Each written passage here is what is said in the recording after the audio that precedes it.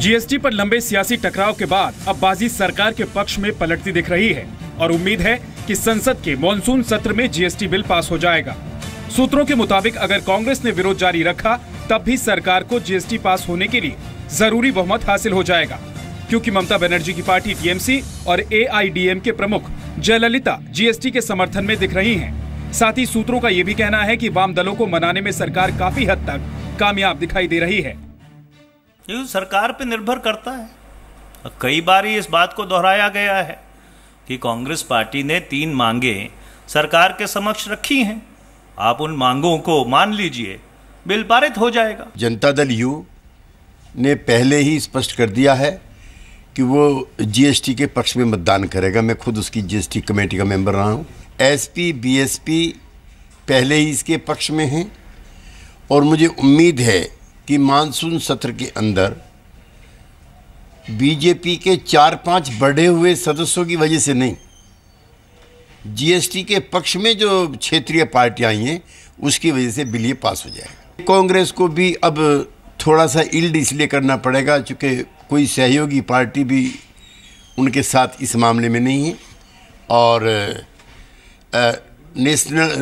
ये एनसीपी ने भी जीएसटी के पक्ष में मतदान करने का पहले तय किया हुआ है।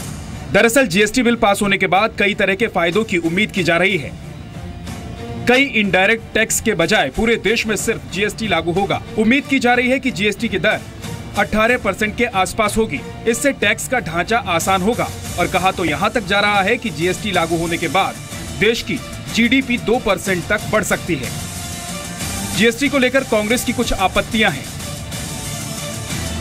कांग्रेस 1% इंटर स्टेट टैक्स लगाए जाने के खिलाफ है। साथ ही कांग्रेस की मांग है कि राज्यों के विवाद सुलझाने के लिए मैकेनिज्म बने। इसके अलावा कांग्रेस की मांग ये भी है कि जीएसटी बिल में इसकी अधिकतम दर का जिक्र किया जाएगा।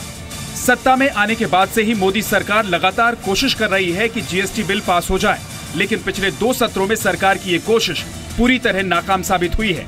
ऐसे में सवाल है कि क्या बदले हुए राजनीतिक हालात में ये संभव हो पाएगा, क्योंकि ममता बनर्जी और जयललिता दोनों को अपने चुनावी वादे पूरे करने के लिए केंद्र के सहयोग की जरूरत पड़ेगी। इसी सवाल पर सबसे बड़े एनालिसिस के लिए सीधे चलते हैं जी बिजनेस स्टूडियो में।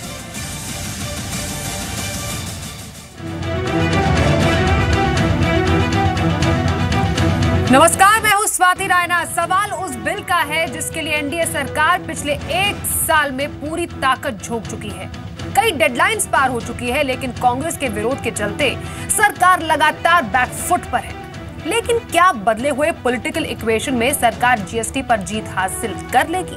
क्योंकि जो पार्टियां कल तक जीएसटी के विरोध में दिख रही थी, उन्हें अब जीएसटी पसंद आने लगा है। तो क्या कांग्रेस इस पूरे मामले में अब अलग थलग पड़ जाएगी और क्या मॉनसून सेशन में पास हो जाएगा जीएसटी? इसी मुद्दे पर है आज की बिग स्टोरी, बिग डिबेट। अब की बार जीएसटी पास, और इस डिबेट में शामिल होने के लिए आज हमारे साथ एक ग्रैंड पैनल है। हर एक पहलू पर बात करेंगे। अलग अलग पक्ष से हमारे साथ आज गेस्ट मौजूद हैं। हम तारुफ करा दे एक एक करके तमाम गेस्ट का आपसे। हमारे साथ गोपाल कृष्ण अग्रवाल बीजेपी के स्पोक्स पर्सन है। मोहम्मद अली खान कांग्रेस के स्पोक्स पर्सन हमारे साथ हैं। इस डिबेट में हमारे साथ शामिल है टीएमसी सपोर्टर सोमनाथ सिन्हा रॉय। साथ ही former DG FICCI doctor Arvind Prasad हमारे साथ हैं। जीएसटी एक्सपर्ट हिमांशु कुमार से भी हम जानेंगे जीएसटी का महत्व, और साथ ही tax expert TP Ostwald, GST से क्या फायदा होगा ये हम उनसे जानने की कोशिश करेंगे। लेकिन सबसे पहला सवाल मोहम्मद अली खान आपसे।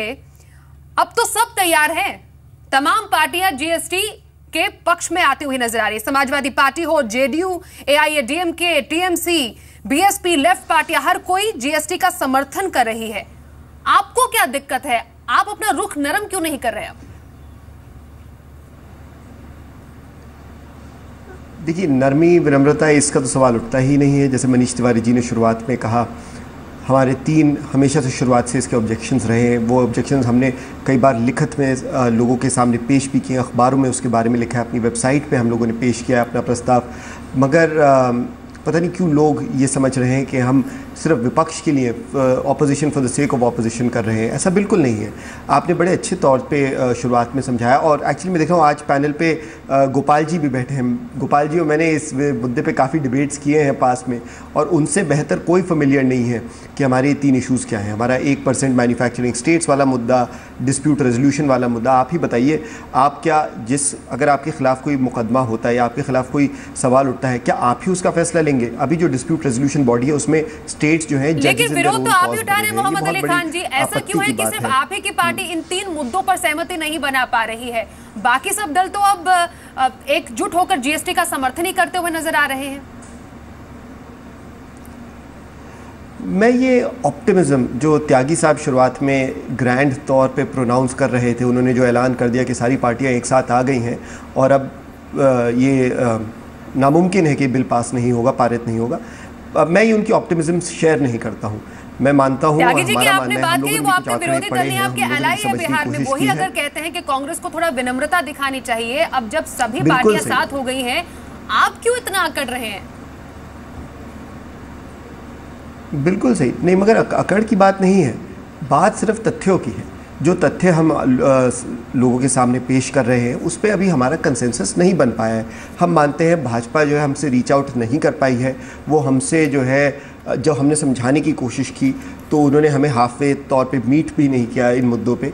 हम मानते हैं हमारे जो मुद्दे हैं उनमें बहुत दम है, और उन्हें अगर एड्रेस नहीं किया तो ये जीएसटी बिल का क्रियान्वयन करना बहुत मुश्किल हो जाएगा। और ये जो आप कह रहे थे, आपने शो के शुरुआत में कहा कि जीडीपी 2% बढ़ जाएगी, अगेन ये तो बहुत ही एम्बिशियस एस्टिमेट है, मगर अगर मान लीजिए बढ़ भी जाती है तो तब नहीं बढ़ेगी अगर ये 3 परेशानियां उसमें रही। सबसे बड़ी चीज़ तो है, आप कह रहे जीएसटी क्या है? जीएसटी एक तरीके से सरकारी कंट्रोल को हटा रही, क्योंकि ज़्यादातर जो टैक्सेस हैं उन्हें कम करती है। आपने अपना पॉइंट रखा, जरूर यहाँ पर मोहम्मद अली खान, आपसे और भी हम जानेंगे।